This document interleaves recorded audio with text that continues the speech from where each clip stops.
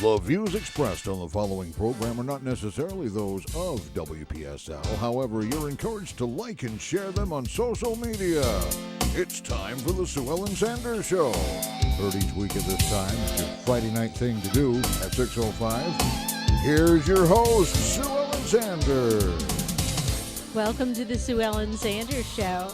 And I'm really excited to have here one of my favorite people, Al Soricelli, who is the founder, executive director, whatever you want to call him, the person who came up with the idea and is to blame if anything ever goes wrong, of the Sugar Plum Run, which is coming up right around the corner, just a couple weeks away. This is the second year that you're doing the Sugar Plum Run, and other than the fact that the name of the race is so much fun to say, let's take just a minute and talk about how you came up with the idea to do this at this time of year. Sure.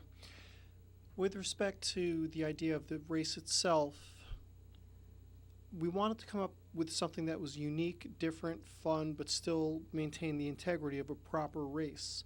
So, gathering feedback from the running community, a lot of people liked the idea of a night race, an evening race, but were scared to put it on because of the challenges brought about by having a race in the dark, which does have its set of unique... It does, because dark is dark. Yeah, it does have a unique set of challenges. And to take it a step further, to have a multiple race, meaning last year we did the 5K and we did a 10K.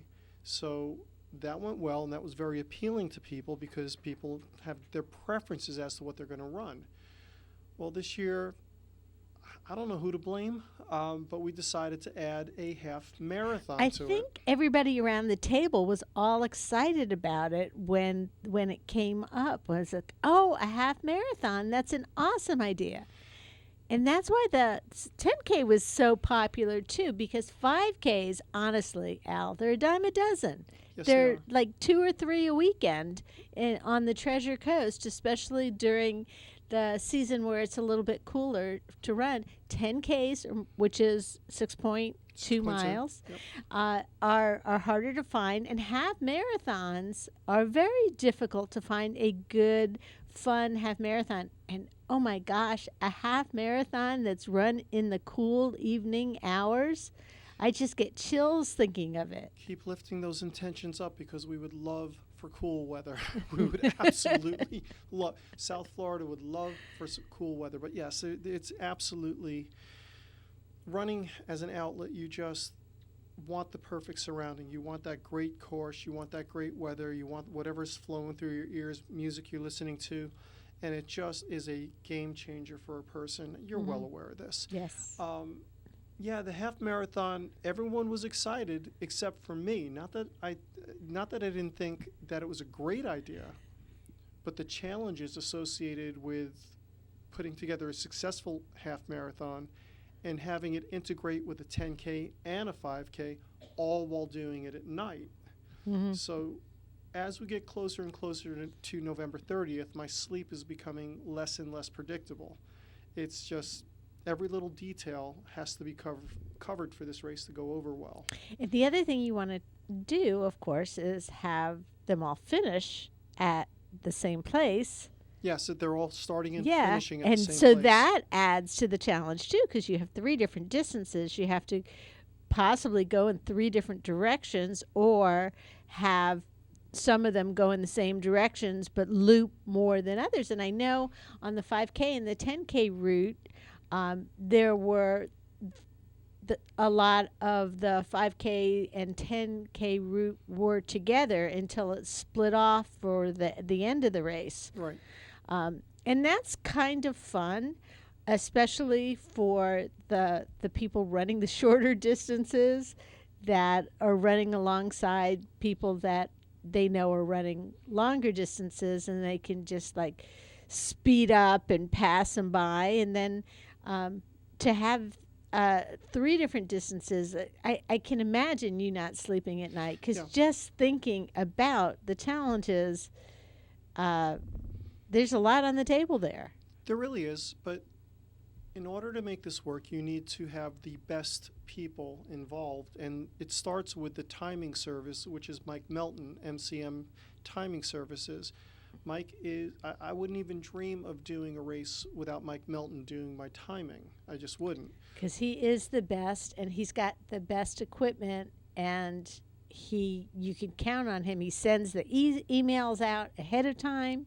You automatically, when you register for a race that Mike Melton's doing the timing for, you get an email reminding you you've registered for the race, reminding you again that the race is coming up, and then with all the directions on how to get to the race and so forth. And then immediately following the race, you get an email that tells you what your time was and how, just in case you had to leave right away, and how you compared with the rest of the field. Right, and that's a tremendous value added, and it's worth its weight because it takes a lot of that pressure off of us as organizers. Mike also lays out the course. There's a lot of collaboration involved. But Mike lays out the course, and this year's 10K is going to be very different from last year's. And it's going to blend in more with the 5K and blend in very nicely with the half marathon. So Mike did a great job in laying these courses out. With that being said, there's still going to be tremendous challenges that we are addressing head on, and I'm very confident we're going to deliver an amazing event. Well, there are so many things that, as a race director, and of course I'm race director of Run for the Coach and the Sailfish Beer Mile, there are a lot of things that no matter how much you plan for, you can't project, and one of them is the weather, of course. Right. And then also your turnout, because how many are pre-registered, but then you don't know the day before how many more are going to pre-register and how many are going to show up the day of the race.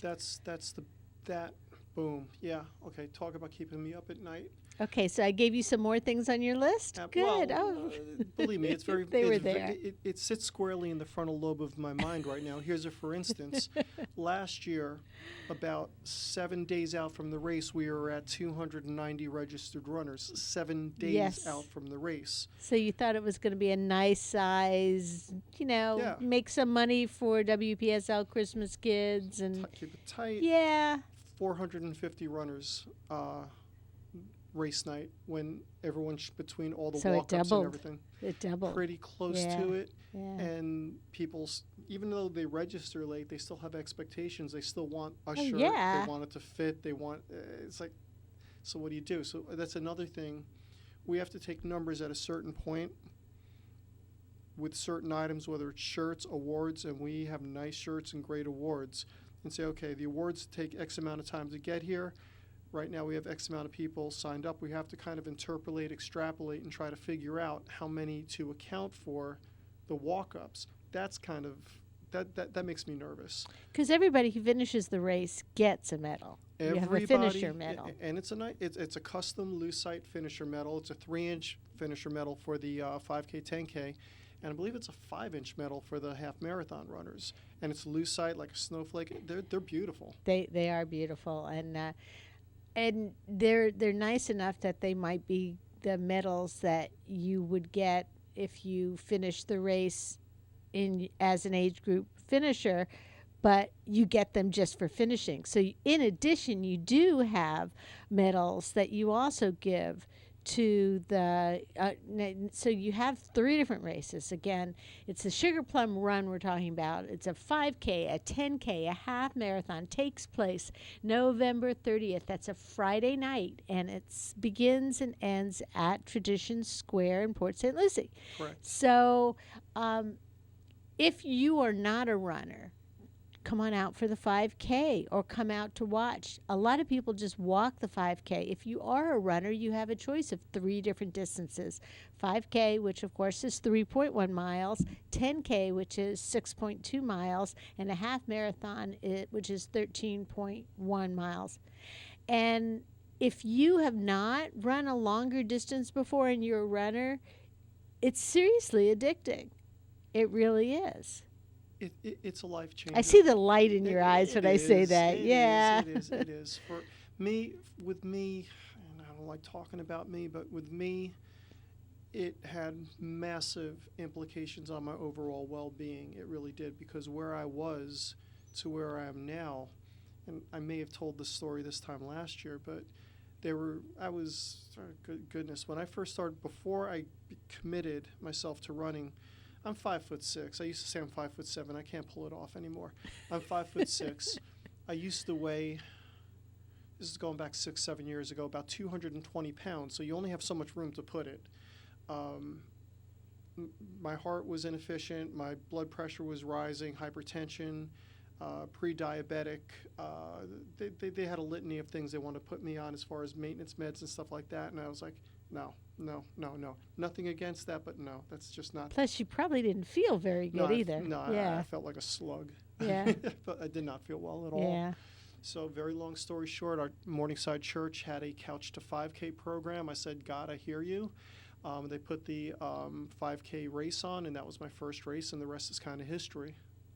And that wasn't that long ago. About 7 years ago, I think. The other thing I'd like to point out is that Al, although he's not old, he's no spring chicken.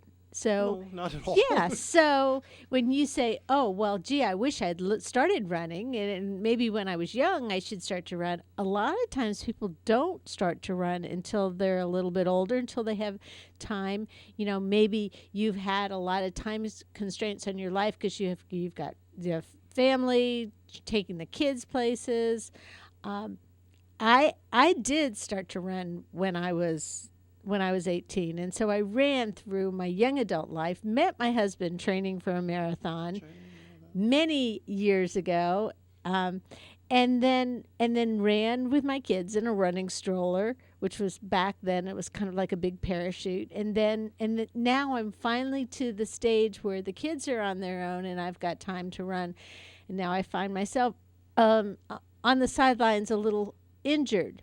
But that being said, you know, you can also come out and you don't really have time now as we're talking. This is almost mid-November. You've only got about 2.5 weeks before the race. If you haven't run before, you probably don't want to start training for a half marathon. But the 5K is totally manageable. And if you wear some kind of tracking device or something, then you probably already walk 2 or 3 miles in the course of your day. So walking and maybe jogging a little bit, a 5K with a big fun group.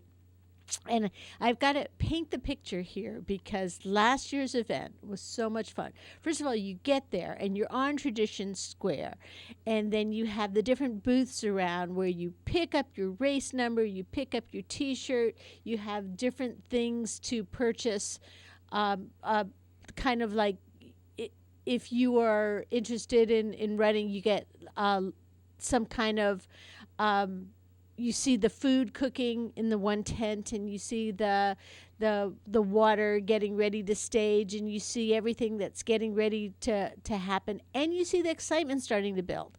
The sun is going down, and you know there's a little bit of a chill in the air, even if you're not in a cold front. It's okay. It's the end of November. You still have a little bit of chill in the air, and then you start off on the race, and everybody goes ready, set, go, and their adrenaline is high, everybody's excited to get started, and everybody starts running, and then you get the people who go out too fast and end up slowing down, and then you get the people who are just looking at their watches and walking along, and then either 5K later or 10K later, or this year, half marathon later, you're coming across the finish line and everybody is standing there cheering for you.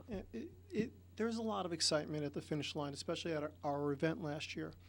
So what we did it was so much fun. I appreciate you saying that, but we took whatever was positive and we wanted to amplify it. Okay. So people enjoyed Tradition downtown as a venue. So we said, how much nicer would it be to have Tradition downtown during the season where the festival lights are on? Yes, yeah. And they'll all be out. Uh-huh. Jane Rowley promised me they'll all be out. She's good for her word. No doubt. Yes. So the excitement of being able to finish the race with the festival lighting is appealing to us. Paella Grill, you made reference to the food, which is free to all the runners. They're going to be back. We're also going to have Mission Barbecue bringing out that really bodacious truck of theirs. I haven't tried their barbecue yet. I've smelled it before. It's addicting. Yeah. I was first turned on to Mission Barbecue in Tennessee, then again in Ohio, and when I saw So it's a chain? I didn't realize yeah. it was a chain. Okay. and when I saw they were building one about 200 feet from my office, I'm like, oh yes, this is It's a too good thing you're it's a runner. Good thing I'm a runner. Good thing I'm a runner, and good thing I have willpower. But we really want to create a festive environment. So the DJ was really on point last year. We're going to have the same DJ again. I forgot to talk about the music and Yeah, the excitement of the just music, the pumping the pulsing music, yep. music. Yes. So we really, again, we don't want to be we don't want to be that dime a dozen race. They have their purpose, but we don't. There's enough of those. So we don't want to be that race. So we want to be an event. I keep referring to this as an event. Yes, there's 3 races going on, but there's a whole lot more. And the Sugar Plum Run, of course, the postcards that you hand out for it are that plum colored, and the shirts, that the tech shirts Yeah, that you the give race away, shirts. they're that lovely plum colored, and so you can sport them all year round, and everybody can tell, because no other race, to my knowledge, in this area uses that color shirt. So you see your fellow Sugar Plum finishers in the gym or on the road Right. a few months later, and you can recognize them by their distinctive shirt. So those are all the things that went well last year, and it was a lot of fun, and everybody had a great time. And then I think I was sitting afterwards in Tradition Square having a couple beers with a couple of friends when I got the email from Mike Melton, like an hour after I finished, that told me my finishing time. Mm-hmm. So that was really cool too. And again, it tells you, where you were in your age group and overall, and whether you're competitive or not, it's still kind of fun to know. Yeah, we're beefing up what was strong, but we also recognize our challenges too. We can't be ignorant nor just pretend they didn't happen. Not that it was bad, but it was definitely an area or an opportunity for improvement, and one of those being lights on the The course. lights, yes. So we're addressing that by, one, beefing up the police presence. So what does that have to do with lights? Well, we're not doing street closures. It's way too expensive and way too much. It's just too much involved. It's close to $10,000 just to do small street closures. Yeah, plus you're in a neighborhood anyhow, Right. so And we're going to keep everything. We're going to keep everything away from the main roads. the crossings yeah. and where all the shop is going to be going on. So we're going to keep away from that to the best of our ability. And I think if you see the courses, you'll see we did that. But we're going to have police escorts, for lack of better words, possibly motorcycles. We're working out the details with the city of Port St. Lucie, leading each one of the legs of the race. So this way people could run on the bike paths and have the lights from the streets shining on them and not worry about the darker sidewalks. That's number one. Number two, we're working with a local rental company, United Rentals, and they have these light stanchions that light up anywhere from 4 to 7 acres. Oh, wow. They're beasts. Yes. So we're going to have several of those. If we even think it's going to be a problem with lighting, we're going to plunk one there. We don't want to take any chances. So there's going to be a very noticeable difference in the way lighting is addressed. And what happened last year really was not totally within your control. It was a first-year race, but it was the second half of the 10K. And although you had planned the course around where there were street lights, and you knew there were street lights, nobody had gone out and run the course to make sure the street lights were all working. And so I think that that's part of what happened. Yeah. While a few streetlights not working might not be a day-to-day problem for people when In a you're race trying it to, is. yeah, it is. And you have a lot of people that are bikers like yourself. I remember you biking by Hey, Sue Ellen, how you I doing? put 40 miles on my bike that That night. night, did you? 40 So it miles, wasn't yeah. just me you were Nope. checking on. No. I was checking on you, but I was checking on a lot of people. So. Just for the record, I wasn't the last person to No, finish you the ran a strong 10K. race. No. No, But not at it all. felt like it. Yeah, I hadn't run a longer race in a while, and then it got me excited about doing a longer race, and so then I did the Treasure Coast Half Marathon, and that's why this thing as an annual race, the Sugar Plum Run, uh, people can say 1 year you do the 5K, and then the next year you do the 10K, and the next year you move on to the half marathon. Or you bring the whole family out and say, okay, you kids, you and grandma, you're going to do the 5K. And, then mom and dad can either do the 10K or the half marathon or whatever. There's a lot of that going on. A lot of families are registering their entire family, and even the real little ones. We have this 100-yard dash that we call a children's fun run, and it's $5 to participate in that. And we have a lot of the fun runners as well. We don't market it because we don't want this to become a behemoth or an event unto Yes. because then it becomes Because then you have 4 races to take then we care have of. 4 races to Yes. manage. But even but there is a huge family Yes, presence. yes, it is. So I check my emails. I'm always looking for the registrations. Like, boom, entire family. Great. This is Yes. what we want to see. Yeah. And they sign up together, families and friends, and all the sign up is online, and it's easy to find because it's at thesugarplumrun.com. Yes, the And- Sugar Plum Run. Thank you for saying that, because if you were to go to sugarplumrun.com, you would get a website that hasn't been active since 2015, but they still won't sell me the domain name. Doesn't that stink? They would for $2,000. Oh, well, and that's why they're holding on to it now. I guess. Yeah. And it's a race in Pennsylvania, but Yeah. whatever.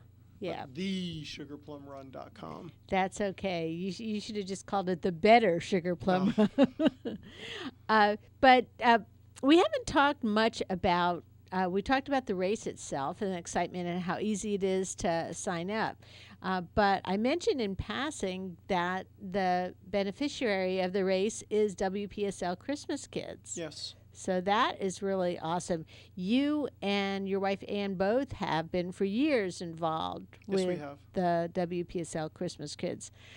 Which came first, the planning for doing a Sugar Plum Run or wanting to do a fundraiser for WPSL Christmas Kids? Or did they just all kind of come to you at 2 o'clock in the morning? Go with your last answer. Because it really was a confluence of a lot of things. The Sugar Plum Run, you're correct, this is the second year in a row. But 2 years ago, we did the Restoration Run, which was the benefit of charity that I was involved with down in Martin County. But they kind of dissolved. But we really liked the momentum that we built Yes. with the Restoration Run. And then I think about the WPSL Christmas Kids, which we between Ann and I, we have memory on top of memory on top of memory, various fundraisers, the giveaway days, the times we spent with Ron Belkin in the process. My goodness. Ron Belkin. Yeah, right. I haven't heard that name in a bit. Right. Yeah. And even Cliff's laughing on that one. Yes. And it just, call it divine inspiration. I'm a person of faith, whatever the motivation was. But I said, okay, let's take this Restoration Run chassis, which we had some success with, and now turn it into a unique and distinct fundraiser for the Christmas Kids, which is very near and dear to both mine and my wife's heart, and see how it goes. And we ended up raising some pretty decent money, all told. I think we had a very robust effort with it. I don't remember the final numbers, but they were very encouraging, so much so that we're looking forward to doing it again this year. But the Christmas Kids is such a beautiful organization, and when you could say to somebody, not a single penny goes to salary, rent, any kind of overhead, everything after we cover the cost of the race, and there's a lot of costs involved in the race between the timing, the awards, the shirts, the police detail, everything. But every dollar that we clear over and above that, 100% of it goes to the charity.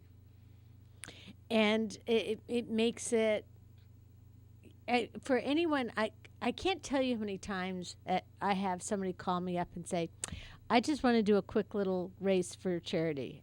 I just want to, make some quick money by doing a charity race. And there's nothing quick about doing a charity race, because even though it may only be one morning or one evening of somebody's time when they go out and run it, the amount of time that goes into planning it is at least 6 to 12 months At minimum. least, sure. And then in the best laid plans, you have no control over the weather. None. And the race that I do in June, which is an Oh my evening goodness, race talk about too. no control over the weather. Yeah, Wow. and we had a monsoon, and we had thunder and lightning, and we had to delay the race in the evening for a half an hour. Luckily, it was at beginning and ending at Sailfish Beer, and there was beer involved in the race, and so Sailfish kindly just gave all the runners who were starting on the first heat free beer for that half hour. So, and the kids root beer, of course. Sure, sure. So it didn't turn out to be a disaster, although they did drink a little bit more than they expected to. But it poured rain almost. We had 3 different heats. We had almost 500 runners, and a lot of people saw the weather radar, and they had signed up for the race but decided that they weren't going to come out. Some people came and just sat in the brewery and watched the wet runners. But it happens. And luckily for you, it happens a lot less at the end of November than it does in June. But it could still happen. It could happen. And that if it does happen, it's still a lot of fun going out and running in the rain. For the people who have my rule in my training is, if it's raining as I get out of bed, I'll go ride the stationary bike or something like that. But when I'm out and it starts raining, don't deviate, stay the course. Yes. And it's actually pretty nice in a weird, refreshing way to have that drenching rain in the run and sense of accomplishment that you didn't give up. My wife will not let me in the house. I've got to go into the garage and leave your clothes leave there. everything And there. But yes. it is a great time. Nothing wrong. Nothing wrong. And with it. it's like revisiting your childhood too. Yes, it Because is. how many of us always wanted to go out running in the rain, Yes. and now literally you could. But that being said, now we know that the weather will not be that way. It may be cool. At the very worst, it'll be humid. But again, the sun is not going to be beating on your backs while you're running, so it won't be really hot. This last year, it was humid. It was warm and humid. It was. But there's plenty of water along the course. And you talked about what went wrong with the lights, and that was something that you're fixing for this year, and you Right. talked about how you're fixing it. But what went right? There were so many things that went right. The music at the race start, getting everybody all excited. The music as you were coming around that last stretch, I could hear the music playing. Right. And the excitement of the crowds cheering you, waiting for the people to come in. The paella was incredible. Yes. And it was hot and it was plentiful. When I finished the race, they handed me, I didn't have to stand there and wait or anything. I would just walk by there and they handed it to me. Plenty of water, both on the course and when you finish the course. It was really, really a well thought out race. You always know when somebody who's been running races for years puts together a race. Very well said. Yes, because you always know when someone who hasn't been running puts one together as well. Yeah. But one thing I do want to mention, which I think is a very unique point, but I don't know if you remember this from last year, but we actually introduced pacers. Oh. Right. So yes. this year Kimmy Gates, an amazing runner and an amazing person, has 16 pacers lined up, and she's spreading them out across the 5K, the 10K, and the half marathon. So for people who don't know what a pacer is, it's basically someone who's saying, okay, let's use the half marathon, for instance. let's say your goal was to finish a half marathon in 2 hours. Well, that pacer, there's a pacer there that has a sign that says 2 hours, and they are going to run with that sign, and you follow that person, you will finish in 2 hours. They are pros. They know how to pace themselves and how to finish in that time. They're watching their watch, so you don't have to watch yours. They are watching their watch. Correct. Very well put.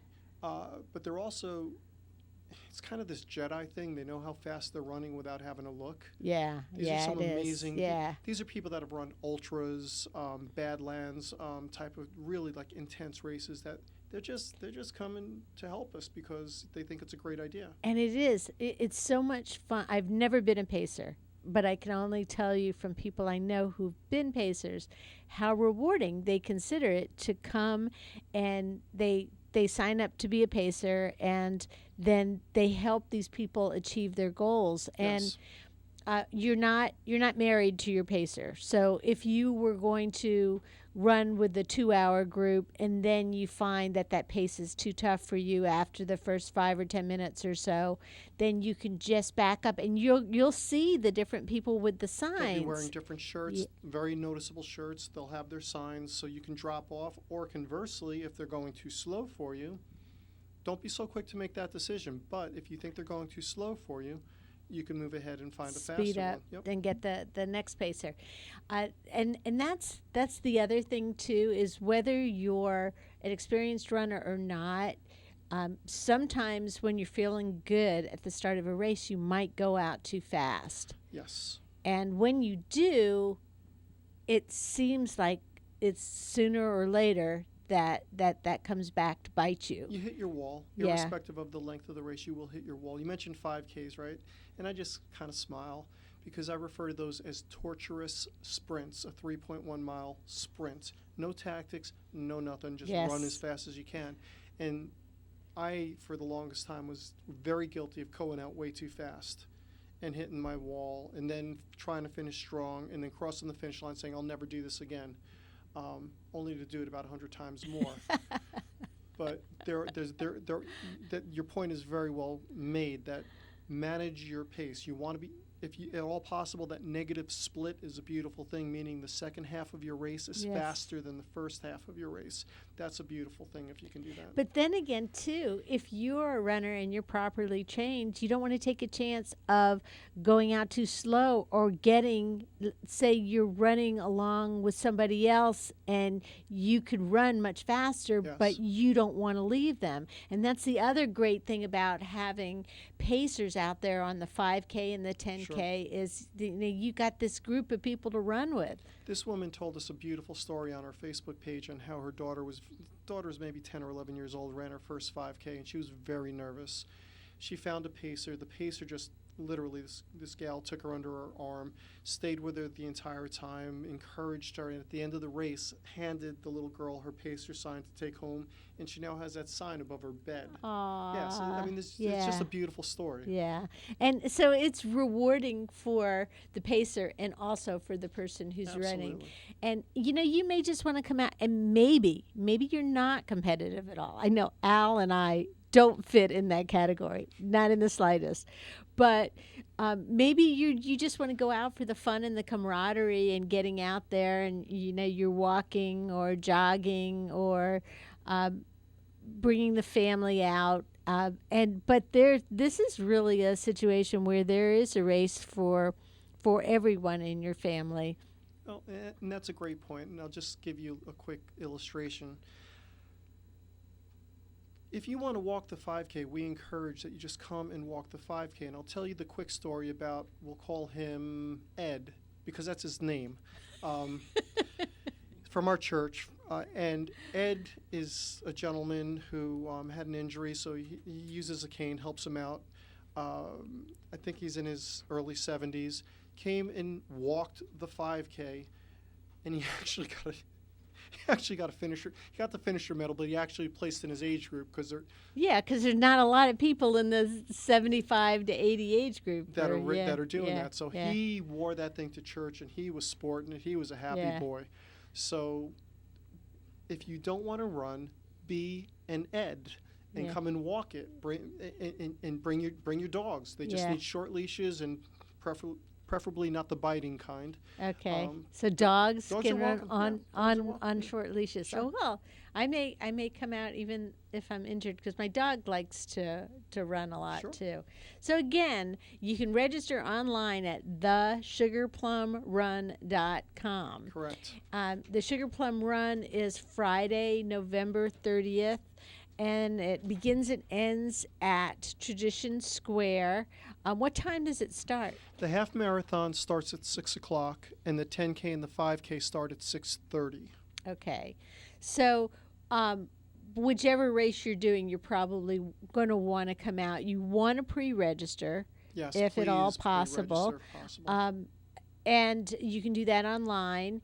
And then you come and you pick up your packet. The night before. There'll be information on that as well. Yeah, you'll get the information via email or online on the sugarplumrun.com. All the information you know. How much does it cost? It varies by race. $30, $40, and $65 respectively.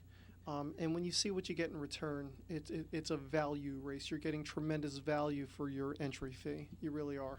You can tell this man has a background in finance by the words he selects. Al Soricelli has been with us, and he is talking about the Sugar Plum Run, which is coming up on November 30th. Are you going to close it out at all? Is there a limit to the... No. Everybody's welcome. Everybody's welcome, and a lot of times those closed numbers are artificial to kind of nudge people into registration. We avoid any and all similar gimmicks. There's no closure. There's no nothing. There's plenty room of room for everybody. There's room for everybody. And it begins and ends at Tradition Square. Everybody gets involved in it. There's plenty of parking there, of course. Yes. Come and. It is nighttime, so wear something. Don't wear black. Wear something maybe that's bright wear your colored. race shirt. Yes. Oh, well, that's purple.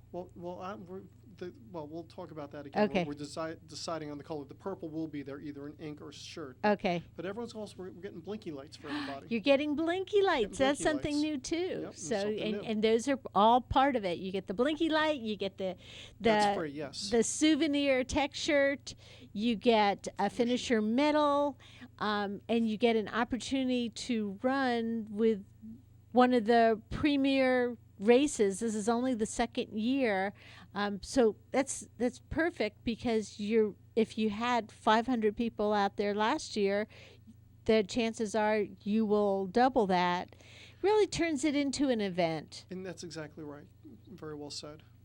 And all of the money that's raised that doesn't go to fees or T-shirts or anything of that nature that's part of your entry fee will go to WPSL Christmas Kids. Al Soricelli's been my guest today. He's the race director for the Sugar Plum Run. Thanks for being here. Thank you for having me. Again, you can register online at thesugarplumrun.com. You've been listening to the Sue Ellen Sanders Show. I'm here every Friday evening. We'll see you next week with more. And an archive of this show in video format available on YouTube. Just go to WPSLTV.com and look for archives of the Sue Ellen Sanders Show.